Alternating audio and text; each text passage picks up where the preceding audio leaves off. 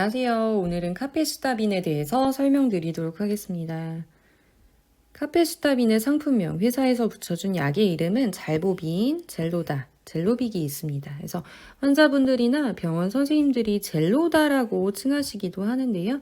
젤로다가 오리지널 약이다 보니까 카페시타빈 대신에 젤로다로 말씀하시는 것 같고요. 다만 약은 세 가지 다 모두 동일합니다. 그리고 이 약들은 용량을 두 가지 갖고 있습니다. 150과 500ml. 그래서 용량이 두 가지다 보니까 환자분들 헷갈리시면 안 될 것 같고요. 이게 먹는 항암제, 경구 항암제는 주사 항암제하고 달리 환자분이 챙겨서 드셔야 되다 보니까 용량을 정확하게 아셔야 돼요. 그래서 예를 들어서 선생님이 젤로빅 한 번에 1650ml를 먹으라고 처방을 해주세요. 그러면은 500짜리 3개랑 150짜리 한 개가 될 건데요. 그럼 환자분이 젤로빅 150ml 하나 꺼내고 또 500ml 3개 꺼내서 잘 챙겨 드셔야 된다. 그래서 용량을 꼭 잘 아셔야 되는 부분이고요. 다음으로 허가 적응증을 살펴보도록 하겠습니다. 그래서 카페시타빈의 국내 허가 적응증은 세 가지, 결장 직장암과 유방암, 또 위암이 있습니다. 그래서 우리가 그냥 카페시타빈 단독으로 쓰기도 하고요. 또 병용해서 항암제랑 병용해서 환자분들 카페옥스, 젤록스 이런 거 들어보셨을 것 같아요. 그리고 방사선이랑도 병용해서 쓰는 경우가 있습니다. 허가 적응증은 조금 다양할 것 같고요. 세 번째로는 용법 용량을 살펴보도록 하겠습니다. 그래서 이 약은 경구 항암제, 먹는 항암제 내가 챙겨 먹어야 되죠. 그래서 절대 잊지 않기 위해서 알람 맞춰 놓으신다가 중요한 사항 같고요. 또 이제 식후 30분 이내에 물과 함께 복용하도록 추천이 되고 있어요. 그래서 식사하고 바로 드셔도 되고 30분 이내에만 드셔도 될 것 같습니다. 그리고 용법 용량은 항암학 요법에 따라서 매우 다양합니다. 그래서 허투 음성 유방암에서 유지요법으로 쓸 경우에는 한 회에 미리그램 퍼 미터 제곱당 625로 매일 아침 저녁 복용하도록 추천이 되고 있고요. 위암에서 옥살리플라틴과 병용할 때는 3주 중에 2주만 복용하고요. 하루에 2번은 동일하네요. 아침 저녁에 미리그램 퍼 미터 제곱당 1000이 추천이 되고 있습니다. 그래서 이거는 항암학 요법에 따라서 다양하구나. 병원 안내대로 복용하면 되는구나 라고 생각하시면 되고요. 네, 어쨌든 일반적으로는 하루에 2번 아침 저녁에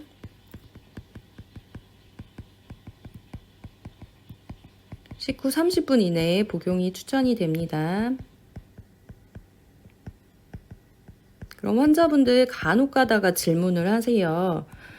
첫 번째로는 내가 아침 식사를 안 하는 사람인데 아침에 카페시타빈 어떻게 복용하나요?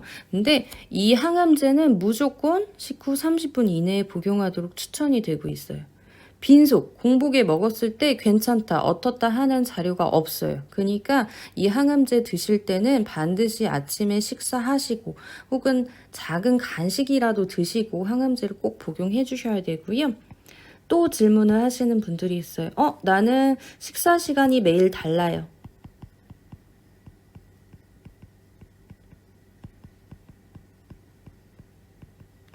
그래서 이런 것들은 사실 데이터가 있지는 않아요. 마찬가지로. 근데 항암을 할 때는 식사도 일정하게 하고 약 시간도 일정한 시간에 복용하는 게 중요해요. 그래서 식사 시간을 조금 맞춰주세요.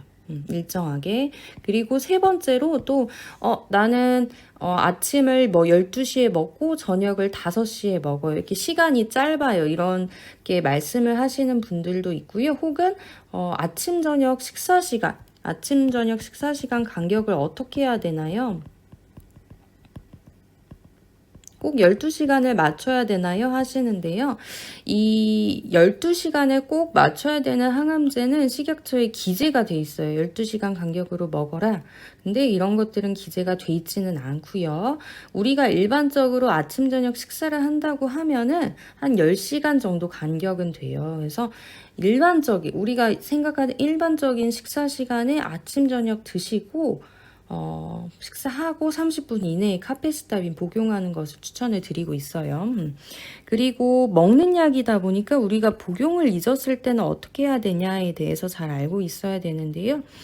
대개는 이제 허가된 식약처 자료에 기재된 경우가 일반적인데 이 약 같은 경우는 식약처에 기재가 돼 있지는 않고요. 다만 미국 자료에 기재가 돼 있네요. 그래서 놓친 용량을 복용하지 말고 다음 스케줄에 정해진 용량을 복용하자라고 해서 내가 아침 약 깜빡했어요. 근데 나중에 생각이 난 거예요. 그러면 아침 약 안 먹고요. 저녁에 해당하는 용량만 두 회분 용량을 복용하진 않고요. 다음 스케줄에 정해진 용량만 꼭 복용해 주시고 그래서 그 어떤 약보다도 놓치지 않는 게 중요한 것 같아요. 꼭 알람 맞춰 놓고 드신다 추천드리고 있고요. 다음으로는 FDA 박스형 경고문을 살펴보도록 하겠습니다. 박스형 경고문이란 의약품의 안전 관련 정보를 담은 경고문의 일종인데요. 이 미국 식약처에서 발표한 카페시타민의 박스형 경고문은 경구용 비타민 K 기량제와 함께 복용 시 주의가 필요하다고 언급이 돼 있어요. 그래서 두 약제를 병용할 때 이 비타민 K 기량제의 용량 조절, 감량 같은 게 필요할 수 있다고 언급되어 있는데요. 이 경구용 비타민 K 기량제란 폐색전증이라던가 정맥 혈전증이 있으신 분들은 잘 아시는 와파린, 또 환자분들 따라서 와르파린, 쿠마린이라고 알고 있는 약, 와파린이에요. 그래서 이 약을 복용하시는 분들은 카페시타빈과 병용할 때 주의가 필요할 것 같다라고 언급이 되고 있고요. 또 여섯 번째로 빈도가 높은 이상 반응을 살펴보도록 하겠습니다. 그래서 식약처 허가에 10% 이상 반응으로 다음과 같이 제시가 되어 있는데요. 식약처 말고도 FDA도 가장 빈도가 높다라고 언급된 게 수족 증후군이에요. 그래서 손발이 가렵거나 붓거나 빨개지거나 물집 같은 게 잡힌다거나 피부가 벗겨진다거나 하는 것들이 확률이 높다고 제시가 되고 있고요. 그 외에도 설사라고 한다면 하루에 3-4번 이상 물변을 보는 것, 그리고 입맛이 떨어지는 것, 또 메스껍고 토르하는 것, 또 입안에 염증이 나는 것, 또 복통 같은 거, 배가 아프고 또 피로나 무력감도 빈도가 높다고 알려져 있습니다. 그래서 부작용을 예방하기 위한 방법, 또 나타나더라도 잘 지나가기 위한 방법을 살펴볼 건데요. 첫 번째로 FDA 박스형 경고문하고 관련해서는 우리 경구용 비타민 K 기량제와 함께 병용 시 주의가 필요하다고 했죠. 그래서 환자분들은 내가 복용하는 약에 대해서 선생님들께만 알려주시면 돼요. 근데 기본적으로 우리 와파린, 와르파린, 쿠마린 드시는 분들은 반드시 선생님께 얘기를 주셔야 되고요. 두 번째로 수족증후군. 손발이 가렵고 붓고 빨개지고 벗겨지고 물집 잡히고 이런 것들 때문에 어떻게 하라, 굉장히 일반적인 안내문 같은 것들이 있는데요. 설사에도 이런 안내문들이 있는데 이게 다 국가암정보센터나 서울대병원 자료에 나와 있는 예방법입니다. 그래서 기본적으로 알코올 성분 없는 순한 로션, 이게 알코올이 휘발하면서 좀 더 자극감이 있고요. 손발 같은 게 더 건조해질 수 있어요. 그래서 알코올 성분 없는 로션으로 손발에 충분히 발라주시고요. 좀 열감이 느껴진다 하시면 얼음찜질 하시는 것도 도움이 되고요. 손발은 너무 뜨거운 거 만지시지 마시고 또 뜨거운 물 목욕도 피해주시고 찜질방, 온찜질, 전기장판 등은 사용하지 않도록 추천이 되고요.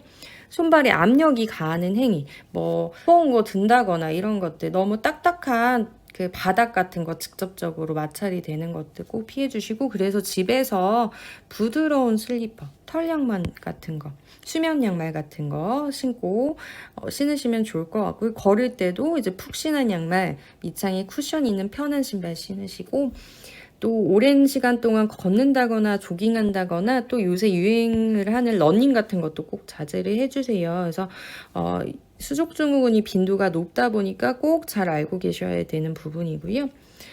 두 번째로 설사. 설사를 할 때 물을 좀 충분히 마셔주시고 식사는 조금씩 자주 맵고 기름진 건 피한다.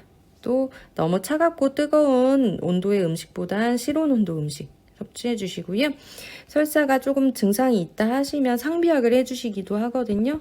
참지 마시고 상비약 잘 복용해 주시면 되고요. 또 입맛이 떨어지는 식욕부진.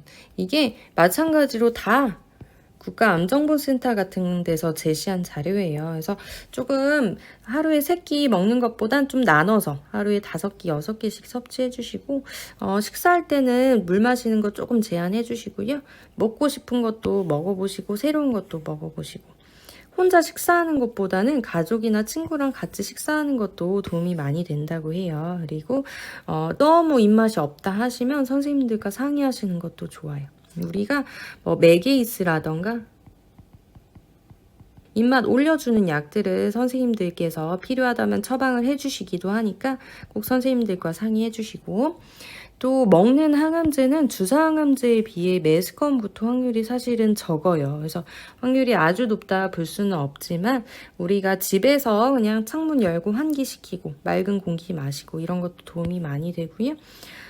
숨 같은 것도 천천히 깊게 들이마시고 헐렁한 옷 입으시고 또 메스껍거나 이럴 때는 이제 음악 들으시거나 게임하시거나 명상하시거나 하는 것도 좋고요. 메스꺼울 때 드세요 하는 상비약을 받았다면 증상 있을 때 참지 말고 꼭 약 복용해 주시고요. 그리고 입안의 염증, 구내염 같은 경우는 칫솔모 부드러운 거 사용해 주시고 입을 자주 헹궈서 수분감을 꼭 유지해 주시고요. 구강 세정제, 가글 같은 경우도 알코올 성분 없는 걸로 이제 자극감 때문에도 또 입안이 많이 건조해질 수 있으니까 무알콜 가글 같은 게 도움이 되고요. 증상 있을 때 쓰세요 하는 약들을 받았다면 증상에 맞게 잘 사용해 주시면 될 것 같고요. 항암제 부작용은 항상 미리 염려할 필요가 없다. 제일 중요한 부분이라고 항상 강조드리고 싶습니다.